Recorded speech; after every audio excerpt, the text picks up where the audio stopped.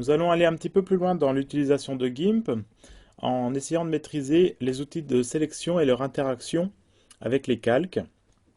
En partant de cette image, le but est d'obtenir quelque chose de ce style en ajoutant en fait un titre dont les lettres sont composées d'éléments de l'image de base. Vous pouvez télécharger l'image de base ainsi que l'image finale sur mon site. Et puis également le fichier XCF de GIMP contenant tous les calques et les détails de l'image. Donc on ouvre son image dans GIMP, on fait une copie de l'arrière-plan.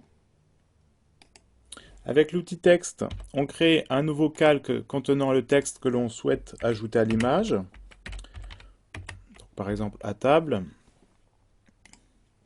On positionne son texte à l'endroit voulu sur l'image où on veut copier à peu près le fond. Voilà, donc par exemple ici, un petit peu plus bas, là voilà. Et puis en fait, on va transformer ce texte en sélection. Alors pour ça, eh bien, on va utiliser en fait le clic droit sur le calque du texte et on va choisir alpha vers sélection. Ça va copier tout ce qui est sur la couche alpha du calque. Donc en fait, tout ce qui contient des pixels, hein. Sur ce calque, comme c'est un calque de texte, il n'y a donc que le texte. Et puis donc, on se retrouve maintenant avec une sélection qui représente le texte tapé dans GIMP. Si je retire l'œil du calque de texte, je m'aperçois bien que ma sélection est toujours existante. Maintenant, on va se positionner sur le calque dont on veut copier le fond pour remplir le texte, donc celui-ci, la copie de l'arrière-plan. Et puis, on va également, bon là, ça dépend des polices de caractère que vous utilisez, mais moi, étant donné qu'elle est un petit peu fine, je vais agrandir ma sélection en allant dans Sélection, Agrandir, et puis je vais l'augmenter de 4 pixels par exemple. Je clique sur Valider. Voilà, donc je vais avoir une sélection un petit peu plus intéressante. Bon, après, c'est à vous de faire des essais pour voir qu'est-ce qui convient le mieux, mais dans ce cas-là, 4 pixels, c'était pas mal. Donc maintenant que je suis là, je vais faire un clic droit sur mon image en vérifiant que j'ai bien sélectionné le calque contenant l'image dont je veux copier le fond. Et puis, je vais choisir donc sélection, flottante, nouveau calque pour créer un nouveau calque que je vais appeler texte image par exemple. Voilà, donc là, ma sélection a disparu, mais si je retire enfin si je décoche, si je le déplace par exemple tout simplement, avec l'outil de déplacement, eh bien je m'aperçois que j'ai bien mon texte qui est copié sur un calque sous forme d'image. On n'a plus besoin de ce calque-là, donc je peux l'effacer. Si on décoche le calque d'arrière-plan, on voit bien que en fait, j'ai coupé la partie du texte qui était en surimpression avec le fond. Donc celui-là, j'en ai plus besoin, puisque en fait, étant donné qu'il manque des bouts, il ne me sert plus à rien. Voilà. Maintenant, pour faire ressortir mon texte, eh bien, je vais créer une bordure noire autour des lettres. Donc pour ce faire, je fais comme tout à l'heure, clic droit, alpha vers sélection en ayant sélectionné mon calque qui contient le texte image. Et puis je vais l'agrandir comme tout à l'heure, mais cette fois-ci par exemple de seulement 2 pixels. Je fais valider. Et puis je vais créer un nouveau calque. Donc vous avez vu que ma sélection s'est agrandie. Je fais un nouveau calque. Et puis que je vais appeler par exemple contour noir.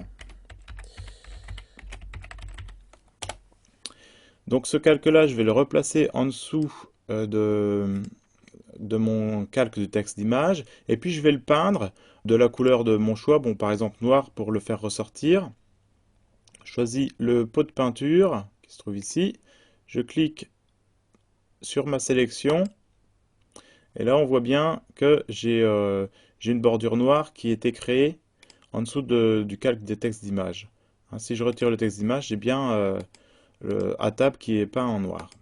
Donc ça va permettre de faire ressortir mon texte et puis je peux créer à nouveau une autre, un autre calque qui va permettre encore de refaire ressortir l'ensemble en l'agrandissant comme tout à l'heure. Simplement au lieu de l'agrandir de 2 pixels, je vais l'agrandir de 4 ou 5 par exemple, valider.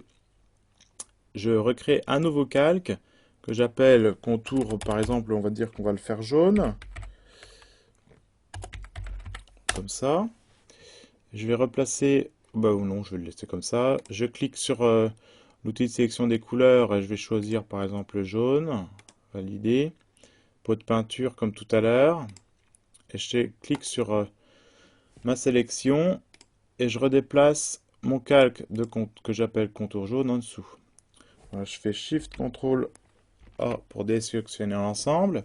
Et puis donc là, on a déjà quelque chose d'un petit peu plus joli et qui ressort de la photo.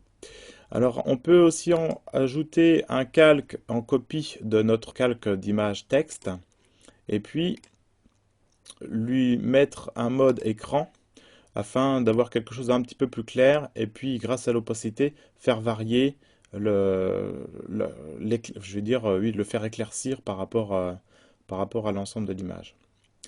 Voilà.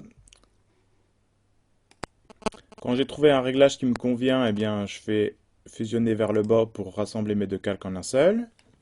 Et puis, on peut créer donc encore une copie du calque d'arrière-plan ici pour faire la même chose, pour faire varier, avoir plusieurs possibilités de contrôle sur son image et faire varier par exemple l'éclaircissement enfin de l'arrière-plan en fait de l'image en lui mettant comme tout à l'heure un mode écran.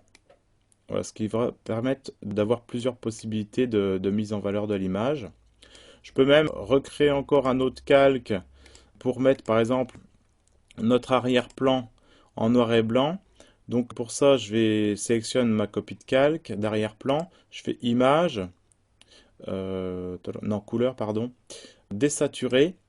Je sélectionne par exemple la nuance de gris basée sur la luminosité. Je fais clic sur désaturer. Et là, en fait, j'ai cette fois-ci un fond qui est noir et blanc.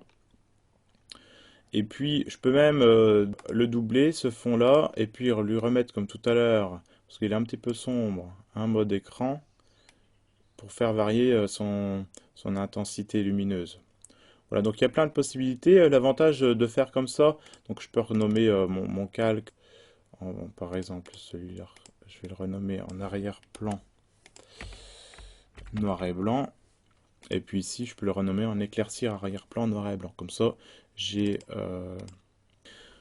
voilà, comme ça, je vais avoir plusieurs possibilités sur mon image, soit avoir le fond en couleur, soit l'avoir en noir et blanc.